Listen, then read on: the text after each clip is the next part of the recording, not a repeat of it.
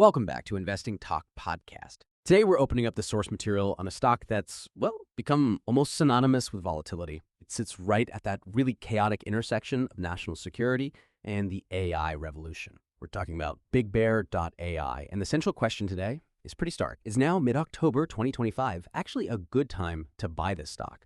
And look, we're not talking about mild ups and downs here. With the past 52 weeks, this company, its stock price, has swung from just $1.51 all the way up to $10.36. And get this, its BBAI is a stunning 3.19. That tells you immediately, doesn't it? This is an extreme case, extreme risk, but also maybe extreme potential reward. Now, if you're finding value in this kind of analysis, please take just a second to hit subscribe, like this, and maybe drop us a comment below. Definitely let us know if there's a specific company you want us to look into next time. It is an extreme case. You're absolutely right. And the sources really confirm that BigBear.ai presents this deeply conflicting picture. That's what fuels the incredible volatility, On one hand, you've got record liquidity, which is great, and some genuinely impressive strategic wins recently. But on the other hand, the company is, well, it's fighting near-term revenue declines, and it's trading at what looks like a massive premium valuation. So our job today is really to dissect which of those forces holds the most weight right now for you as an investor thinking about this. Okay, let's unpack the recent history then, because the Q2 earnings, they came out in August, and honestly, on paper, they look genuinely bad. Revenue is down 18% year over year, came in at $32.5 million, and they posted a, frankly, staggering net loss of $228.6 million.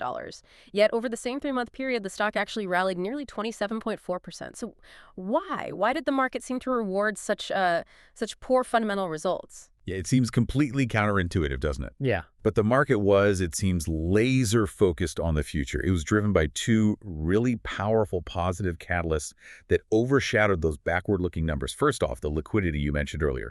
Despite that huge net loss, Big Bear ended Q2 net cash positive. They were holding a record $390.8 million in cash. Now, that's crucial. That kind of war chest, it signals stability. And more importantly, it signals fuel for potential strategic mergers and acquisitions, M&A. Okay, so cash is king. Right. And second, we saw a really potent strategic catalyst just recently, October 13th, that partnership with Second. And this isn't just some generic tech deal. This is specifically about providing AI-enabled edge infrastructure for battlefield applications, getting real-time decision support right into the hands of soldiers, analysts. Right there on the front lines, essentially. Exactly. And that news alone caused the stock to surge, I think it was up to 22% in just a single trading session, because it validates the long-term vision you see. It shows they're moving in the right direction strategically. Okay, but let's look closer at that cash pile. That $390 million didn't just appear, right? To get that, Big Bear used an at-the-market share offering, an ATM. They issued, 75 million new shares at an average price of around $3.90. Now, that ATM offering, it's like a massive cash infusion for the company, absolutely. But for every existing shareholder, well, your piece of the pie just got dramatically smaller. Isn't this the fundamental trade-off here, the strategic gamble? Sacrificing shareholder percentages for immediate cash. It absolutely is. That's the core bargain.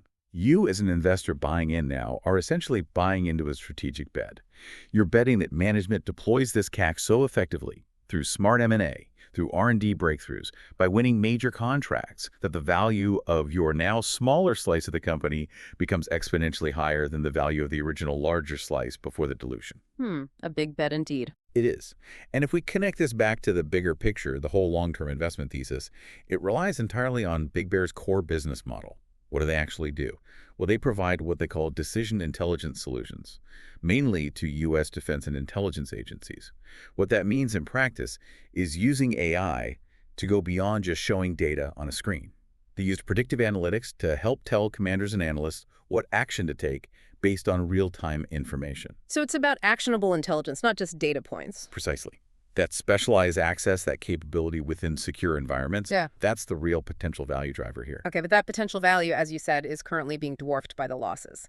Let's look at the numbers again. Trailing 12-month TTM net loss is a massive negative $443.92 million. That works out to an EPS of negative $1.62. Meanwhile, TTM revenue is about $152.56 million, and revenue growth in the last fiscal year was, under 2%?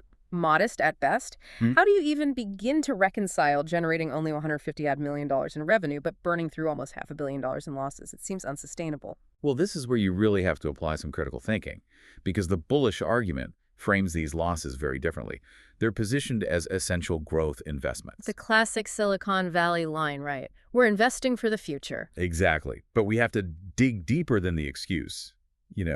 Where is the money going? Yeah. And in defense technology specifically, you have these immense upfront costs that you just don't see elsewhere to the same degree. Think about securing the necessary security clearances, not just for people, but for entire facilities. Scaling up highly specialized R&D efforts to meet very specific, demanding government specs. Acquiring top-tier AI talent, which is fiercely competitive. Okay, so it's not just servers and software engineers. Not at all. Those hundreds of millions in losses, you could argue, are the price of admission to a very high barrier, potentially very high margin market down the road. The whole path to profitability hinges on those investments eventually maturing into recurring, large-scale, and importantly, sticky government contracts. Once you're in, they don't like to rip you out. Right. Okay, that leads perfectly into the competitive moat discussion because this sounds interesting, but what fundamentally protects Big Bear from, say, one of the giant defense primes like Lockheed or Raytheon or even a big Silicon Valley player deciding they want a piece of this defense AI pie? That's a critical question. And this is where I think it gets really interesting. It basically boils down to being deeply embedded. First and foremost, those government relationships and the necessary security clearances we just talked about, they act as massive, massive barriers to entry. It takes years and huge investment to build that trust and infrastructure. And once Big Bear is integrated into core defense workflows, providing the operational sort of AI plumbing, it becomes prohibitively expensive, time-consuming, and operationally risky for the government to just rip out that entire system and replace it with something new. Okay, so stickiness is key. What else? Second is differentiation. Big Bear positions itself as offering an end-to-end capability. They're not just selling a single algorithm or a dashboard. They manage the data ingestion, they run their proprietary machine learning models, and they deliver the predictive analytics, all within that secure, often classified environment. So less a vendor, more a strategic partner. That's the idea. They're deeply integrated into the customer's mission planning cycle. And then, of course, there's market timing. They're perfectly positioned, really, to benefit from two powerful tailwinds: the AI revolution that's sweeping everywhere, and the U.S. government's clear, multi-year pivot towards modernizing its technology and procurement processes. Okay, that makes sense for the long game. But let's bring it back to the immediate future. The stock, as we said, is trading around $7.66 right now. That's way up from its lows, but also way down from its highs.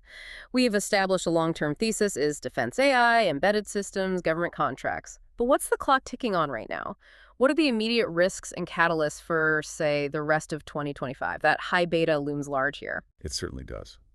Okay, near term, the single most significant event on the horizon is undoubtedly the Q3 earnings report. That's expected probably early November.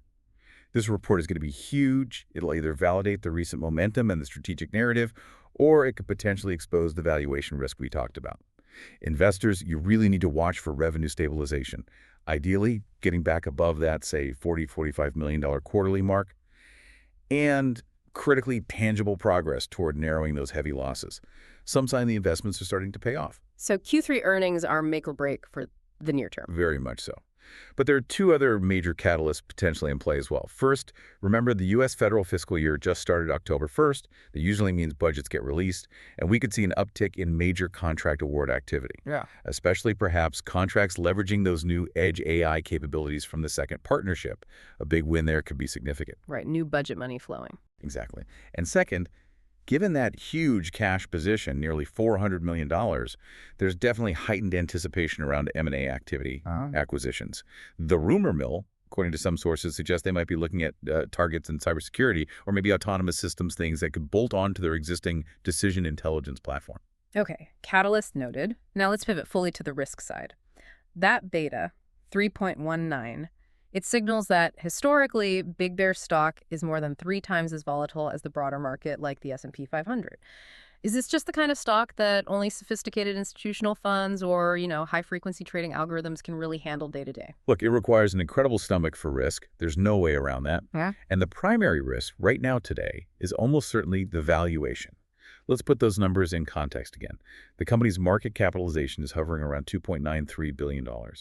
Compare that to its trailing 12-month revenue of just $152.56 million. Okay, do the math for us. That works out to a price-to-sales ratio, a revenue multiple of about 19.2 times. 19. Yeah, that's not just paying a premium for future growth. Some might argue that's paying for, a spaceship while it's still a blueprint on the drawing board. It's an extremely elevated. It's extremely elevated for any company, let alone one that's currently operating with significant negative margins, losing money. What that 19.2x multiple means, practically, is that Big Bear leaves very, very little room for error or disappointment in that crucial November earnings report. The expectations baked into that price are huge. And adding to the risk profile, there's this kind of disconnect we see in the sources between, say, retail investor sentiment, which seems quite bullish, and Wall Street analysts. The average analyst price target is only around $6. Which is significantly below the current trading price of $7.66. Exactly. That suggests the professional analyst community sees a potential downside risk, maybe a return towards more fundamental valuation metrics, if a major positive catalyst doesn't materialize pretty soon. Execution risk is also high. Delivering complex AI systems on time, on budget, to government specs is notoriously difficult. Okay, so let's try and synthesize all this. What does it all mean for you, the listener, trying to decide? We've got extreme risk, potential asymmetric reward, a huge pile of cash funded by dilution, massive operating losses, government contracts. Should you buy BigBear.ai now? Okay, pulling together the different strands from our sources, the synthesized strategy points towards, let's say, a high-risk, bullish outlook.